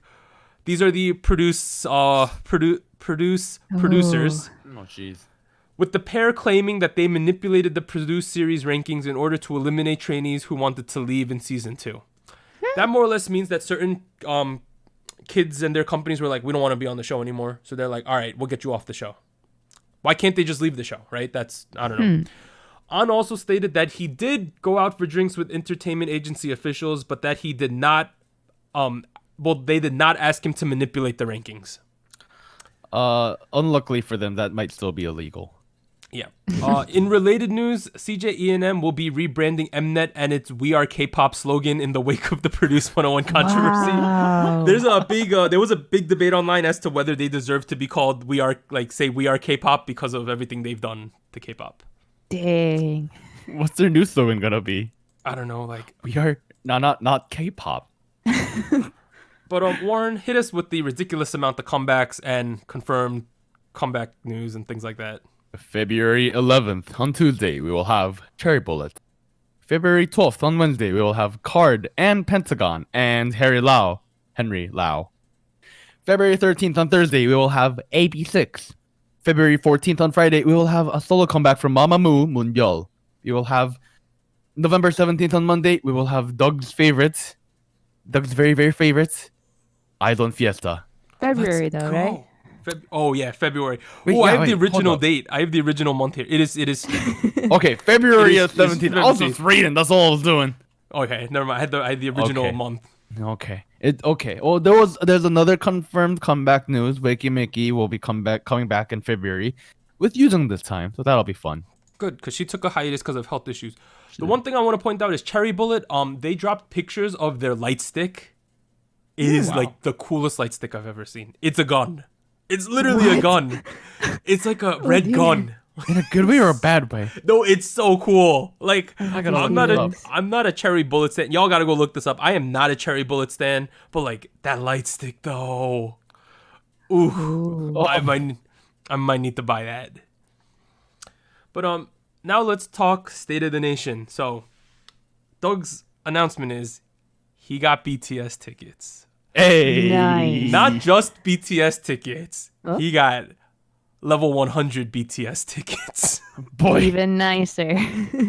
So the way BTS did ticketing for the North American tours stops was that they did the fan club sale the first day. Then they did the certified pre-sale day 2, and then they did general sale day 3. You had to sign. So the first one, obviously, I didn't qualify. I don't have a fan club membership. The second one, you had to just sign up for like a raffle through Ticketmaster. I got the code, yo. The interesting thing is, I got my mom to fill it out on her Ticketmaster account. She did not get a code. So, but my sister also got a code. So we were on the phone, and then I live streamed this. I had really good luck. I got to the ticketing page in under 5 minutes when the line popped. Oh my god. Look at you. Wow. It took You my don't feel sister about 30 minutes to get through the line. Wow. Bro, I got through the line. I practiced, like, I had been practicing how to ticket for this. Like, I have some tricks. Maybe in a future episode when there's not much, I can talk about how to get Ticketmaster tickets. Please do. But I used my tricks of the trade. Bro, I was like, all right, tickets, best available, 2, level 100. What the heck? I clicked it, checked out. I was in and out of there from when the line started. I was out of there in about 10 to 15 minutes. Bim bam boom. Okay. So I'm You going bounced to out of it. Okay. I'm going to BTS's concert at MetLife, the New York / New Jersey stop on the first day, Saturday, which is the harder day to get to, right? I'll be honest, it was expensive. Basically, I paid like $300 a ticket. Oh my god. Gosh. That being said, also I'm seats 3 and 4, right? Which is great because I got a small bladder, so I can go to the bathroom quite easily. So that's another bonus right there, right? I looked up the same tickets on StubHub, like the equivalent. Like I'm like row 28. I was looking up like row 30, row 26, that type of thing. Double the price on StubHub. Oh my god. They do that. StubHub Yeah, has people do that. I calculated StubHub has like a 33% service charge. What? It's 33%. It scales with the amount that you are paying for the tickets. Oh, that's a lot of money. Like, so my combined 2 tickets was like 600. I tried to buy the same tickets on StubHub just to see. It was like $1,200. Who the hell is paying for that? But I know all of the MetLife both days are now sold out, I believe. So I'm excited. I'm going with my sister. She's like, I was like, for me, I was like, if we don't get tickets, I'll live, right? You know what I mean? Uh-huh. I was like, I'm getting more into BTS. I'm getting hyped for this concert. My sister was like, we must go to this concert. That's what she said. She's like, we must go to this concert. So shout out to her. We got the tickets. I'm now hype. I'm going to see G-Idol and BTS, and then at a minimum KCON too. So I go to see. And for perspective, in my life, I've gone to like 3 concerts before, like this year. Oh, this is the year of concerts for you, buddy. The concerts I've been to: NSYNC when I was like 8. Weird Al when I was like 15 or 16. You went to Weird Al? Yeah, with my friend Matt. Shout out to Matt. Matt also got tickets too. Oh, So wow. Wow. Oh. And then what was the other concert? Oh, and then KCON last year. Those are like the 3 concerts. Oh, and Stella Jang. But it's not like I go to Wait, concerts twice? are not my thing. Oh, and twice. 5. Oh, 5. My 5 in 26 years though is not a lot. let's be straight up here. Well, maybe it is. I don't know. But seems like concerts are becoming a thing for me. But Nice. also we have a person in our Discord named Wolf. I think he was looking for getting tickets on the Netherlands stop. I'm not going to repronounce the name of where it is because people are laughing at me about that. But it's in the Netherlands somewhere where a soccer team is that starts with an F. But once those tickets go on sale, if you're looking to offload some tickets, hit me up and I could get you in contact with him because he is looking for Netherlands tickets. Because ironically, well, I'm not going to say where he's from, but there is a connection to Netherlands over there. But in conclusion, your boy Doug has a golden hand for Ticketmaster. Where were you, Doug? Where were you when I needed the 18s ticket? Bro, I pray to the K-pop gods. I make a sacrifice the day before the tickets are. What? For real? I have a What did you shrine. kill? This love. That's what I killed. Oh my god. But apparently, I'm really good at getting Ticketmaster tickets. I'm Wow. jinxing it now. We're not even gonna get KCON tickets now. I'm sorry, guys. But if you want to know the know-how, get on our Discord server, and I will tell you exactly what I do to get these tickets. But I don't use any bots or anything. It's just pure luck, but it's a lot of prep work. But Warren, what have you been doing in the world of K-pop? So I live in New York. I'm not gonna hide that. I was hanging out with a friend yesterday. And then we went to, we had lunch, and you're like, go chill at a cafe for a while, and we were like, should you go? You were in K-Town. We were like, we can go to these, we can go to that. Oh, let's go to Cafe Benet. Mm-hmm. And it seems like there's a birthday party going on because there's 2 floors, and it seems like there's a birthday party going on. Can I I'm like, guess? No. You can't guess because I'm sure everybody can guess. Okay. Wait, actually, you can guess. Is it Sulgi Day? No, it's not Sugi Day. Unbi Day? No, it's not Unbi Day. Kim Lip Day? No, it's not Unbi Day. No. Oh. No. It It was. just say. Well, I didn't even realize it was a K-pop idol fan thing to begin with. Mm-hmm. Because I just saw happy birthday, this person's name, and this person's name was like just a typical English name. Now Doug is looking up the Ooh. guy. Anita, Guy? you should know. I should know? You should know. You should be ashamed of yourself. You're a fake fan. Here's the thing. Here's the thing. I go up and I'm like, oh, it's a K-pop thing, and the whole store is like playing this person's discography, like iconic songs from like recent K-pop history. You guys can't figure it out. No. It's a BTS member's birthday. No, it's not a BTS member's birthday. No? I No. swear. Okay, never mind. Wait, why should I know? Do I follow this person specifically? You kind of follow this group. Is there someone in Shiny? No. You're getting warmer though. 80s? No. You're getting colder. Super Junior? No. Getting warmer again. Jackies? No. Colder. EXO? Same company.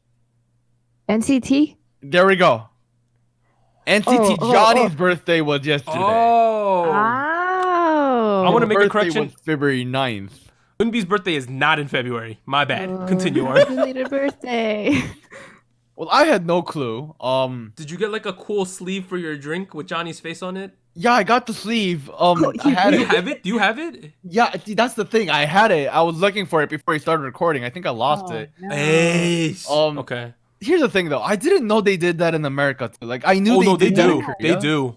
I didn't know. I Yeah, had it no was idea. Wait, there was. Oh no! There was like a Kim Lip one going on in L.A. that I saw online, but I forgot that it wasn't relative to you. crazy. So. But yeah. I guess I see. I saw like a group of fans like take down the photos after it was over. Like put away all the decorations. They had like balloons that said "Happy Birthday, Johnny" on it. Those like letter Wow. That's balloons. so cool. I know, right? And like there were like pictures. Now I know what Johnny looks like. It's crazy. I mean, he's a Can't good-looking forget. lad. Good looking. He's a good-looking lad. He was honestly one of the more forgettable people in NCT 127. What? Not gonna lie. He doesn't get enough lines. That's the problem. Though. That's true. Yeah, you got Taeyong over here, monopolizing. But in general, it was a fun experience. My friend nor I was really into NCT at all. But you're like, oh, this is regular. Oh, this must be one of their B sides. Oh, What did you go eat? I K-pop. saw it on your Instagram. Oh, we had takgalbi. Cheese At, takgalbi. Cheese takgalbi at a place called Hongchunsan. Oh, It's yeah. not that good. No, it's not that good. So It wasn't? takgalbi is No. like stir-fried, marinated chicken. You got some vegetables. In his version, you got cheese. Sometimes you add noodles, and you make like fried rice after the fact. It's fantastic. It was kind of overpriced, to be honest. But then again, I'm in New York. Everything is overpriced here. So Did you go to the K-pop bookstore after? No, not really. Okay, never Yeah, mind. she wasn't into K-pop. I already called. See, I called Korea Books the day before, right? Mhm. Cause I hadn't ordered the Red Punch album until Saturday. Mm. And I was like, maybe at this point, maybe I should just go to Korea Books, which is the K-pop bookstore, and just buy it from there. Mhm. Something like- awkward happened when you Yeah. called them. I was like ready to speak in English, and this guy picks up and he's like, "여보세요?" I was like, "We're in America. Why are you speaking to Korean to me?" I was like, "Yeah, I want to buy the Rocket Punch album. Are you guys? Is it gonna be in stock on Monday?" And then he goes, "Oh, 1 second, please." Yeah. That's literally what happened, and I was like, "Bro, it's Korean." I'm like, "Oh shit!" I was like, "Oh, well, I guess not." And they're like, "Oh, it's gonna be here on Thursday." And I'm like, "So," and at that point, I was like comparing prices with like different online sources, Mhm. and I was like, "How much is it gonna be?" And he's like, "Oh, let me check." And he goes away again, comes back, and he's like, "I don't know." It's But that bookstore in Manhattan is very expensive. From Yeah. experience, very. so. I ordered it from an online source instead. Mm. Yeah, I'm doing my part as a fan. Well, you don't have to be a fan. Hey, I disregarded everything I said earlier. But just pass the baton to Anita. yes, I should not speak. Anita, what have you been doing lately? Well, not too much in regards to K-pop, but I did see a film on Saturday. Ooh, There was a which one? screening of it's called, the English translation is called The Dark Figure of Crime. Ooh. So this movie is really interesting. And I didn't know much about it before I saw it, but it kind of explains and goes into the story of actual events that happened regarding like a murderer in Korea, and this detective who's trying to figure out who the victims were and like find closure for those people. And I believe the film says that it's ongoing, like the cases are still not all resolved. So it was really interesting to see how they were depicting that.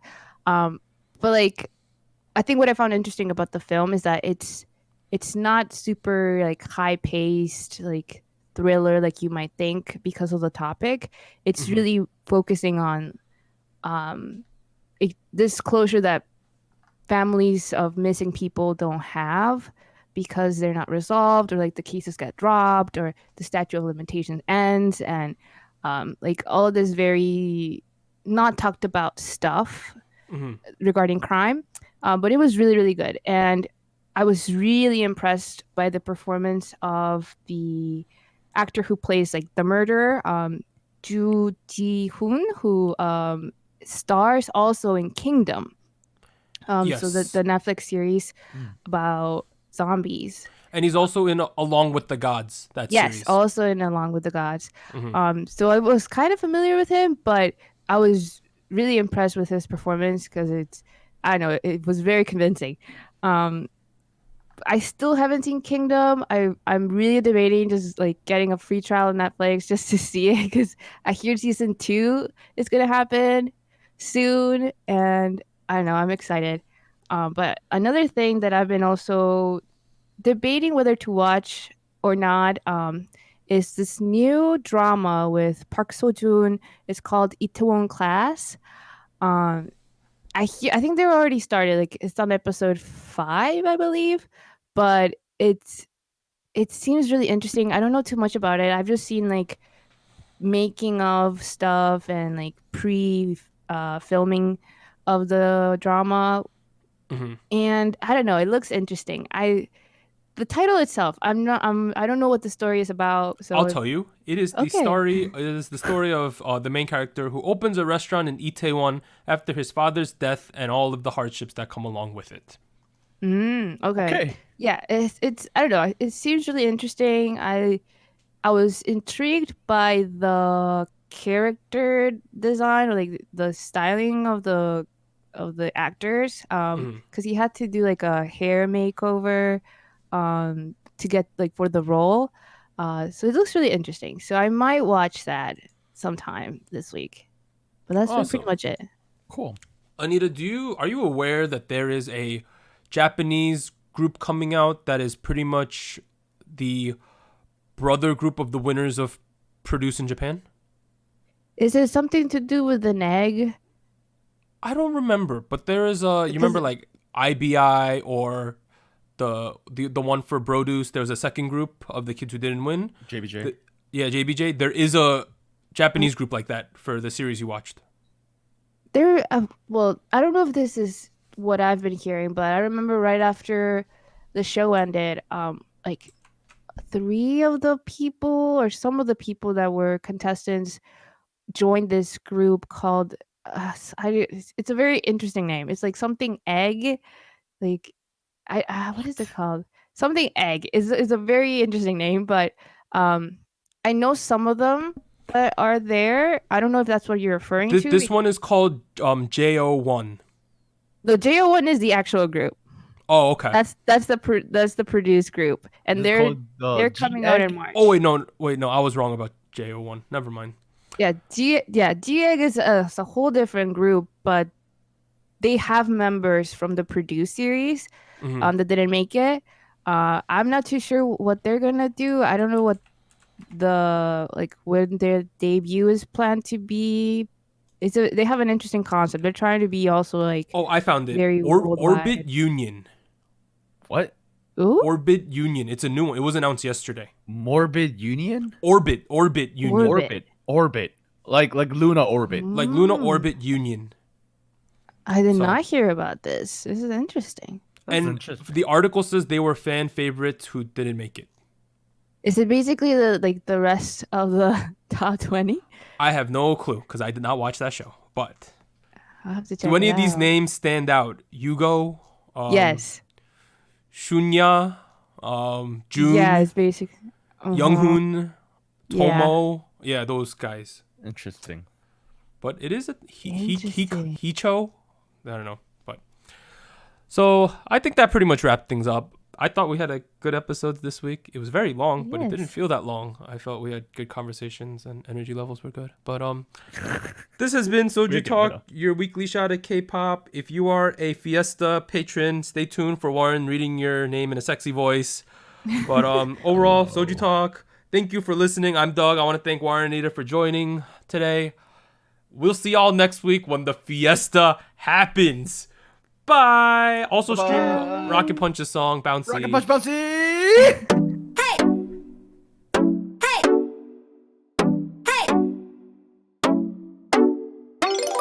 Special shoutouts to our Fiesta patrons.